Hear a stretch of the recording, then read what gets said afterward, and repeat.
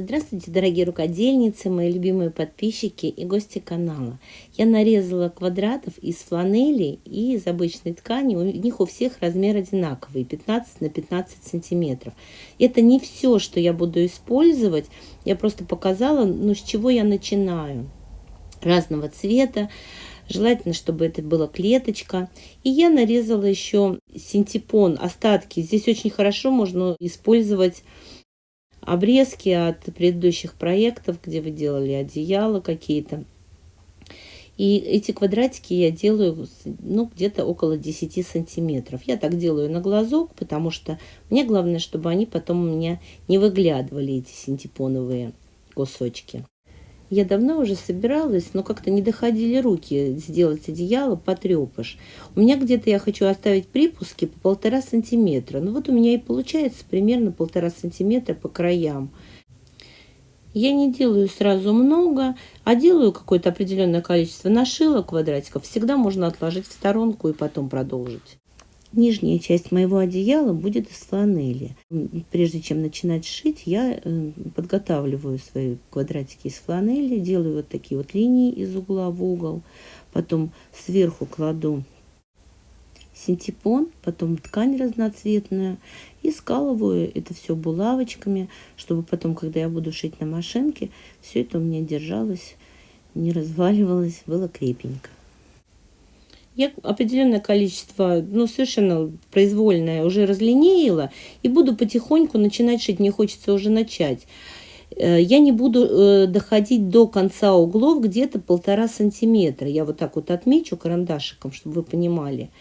Буду прошивать от этих отметок.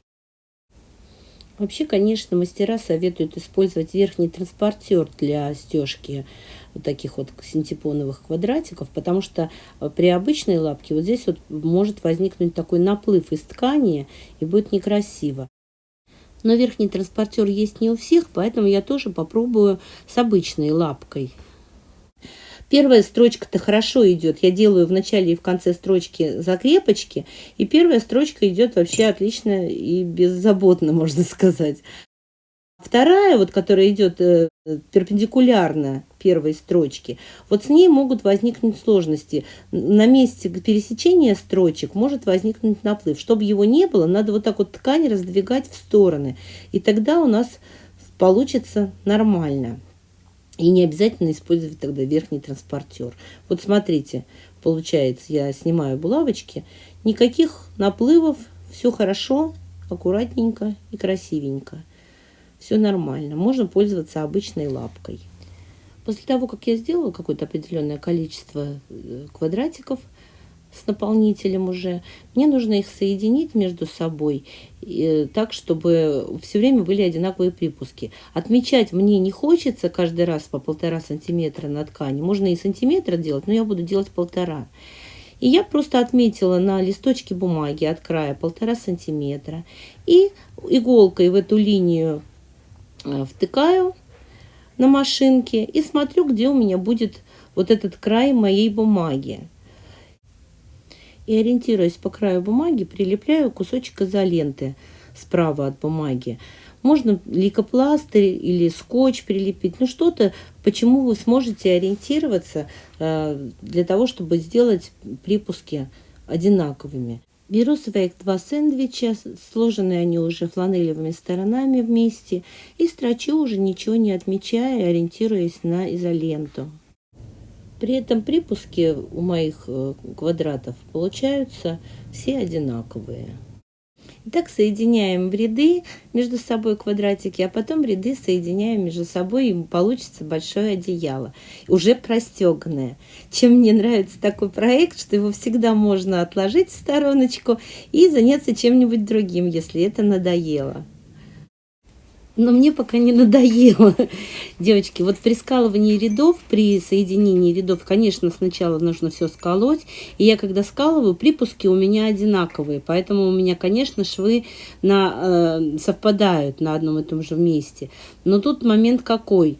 Я уже один раз распорола, сшила и распорола. Потому что вот та сторона, которая снизу у меня будет при сшивании, у нее припуски зашились у меня не расправленными. Поэтому теперь я скалываю каждые припуски 2 булавочками, чтобы заколоть припуски с 2 сторон. И даже все равно при прошивании я потом проверяю еще, когда подхожу к месту, где шов и припуски, я проверяю все равно, чтобы они не были завернуты, потому что все равно немножечко иногда подворачиваются. Еще ваше внимание хочу обратить.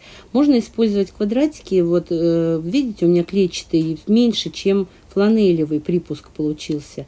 Это ничего страшного, потому что когда мы начнем резать, вот потрепыш делать из этого места, это все уйдет и заметно совершенно не будет. Главное, чтобы у нас совпали шовчики все, чтобы у нас квадратики, которые в результате сшивания всех полосок и рядов, чтобы они у нас получились одинаковыми. А они у нас получатся одинаковыми, потому что мы приклеили изоленту на машинку. После того, как я сшила все свои квадратики в ряды и ряды между собой в единое полотно, я отстрочила по периметру всего одеяла, чтобы закрыть вот внешние все швы. И начинаю резать. Берите свои самые острые ножницы, у которых кончики хорошо режут. И я, в принципе, особо не напрягалась. Я так вот за несколько дней подойду, порежу чуть-чуть, несколько минуток, отойду. В другой раз прохожу опять мимо, опять что-нибудь резану, опять дальше прохожу. И я хотела ваше внимание на один момент обратить. Вот когда мы зашивали квадратики из угла в угол, мы отступали от самых углов, сами уголки не прошивали. Видите, уголки сейчас вот такие квадратненькие, а если бы мы зашивали до самого конца, у нас они бы еще одной строчкой были разделены и вообще бы не растрепывались. После того, как я порезала все припуски по всем швам на расстоянии 1 сантиметр, я складываю свое одеяло в большую наволочку. Она прямо размером с мешок большой. Для того, чтобы, когда я буду стирать в машинке, чтобы вот все эти ниточки не засоряли мне машинку и машинку не портили. Складываю в машинку и после того, как постираю, в мокром виде начинаю расчесывать. Я пользуюсь щеткой для укладки волос, кто-то пользуется щетками для вычесывания лишней шерсти у животных. Надо это делать в мокром виде, хорошо махрится все сразу. И прям вот много ниток вычесывается. Я сейчас покажу, посмотрите, у меня в ванной я это делаю. Прямо вот в ванную вычесываю. Смотрите, какая куча. Представляете, это все бы в машинке стиральной осталось. Одеяло мое готово. И размер получился 145 на 175 сантиметров. Это одеяло мне к дню рождения. У меня выход видео 23 ноября на мой день рождения запланирован. Я подумала, что я всем шью одеяло, а у себя сапожник без сапог оказался. И вот сшила себе такое классное одеяло. Я о нем мечтала. Спасибо мне за такой подарок самой себе. Обратная сторона очень нежная, фланелевая. Тут 2 вида фланели у меня получилось, но они такие похожие. Вот в крапинку, в синенькую кусочки. И вот кусочки есть без крапинок. Это 2 разных вида, но они и по мягкости одинаковые. И так вот хорошо прям подошли друг к другу.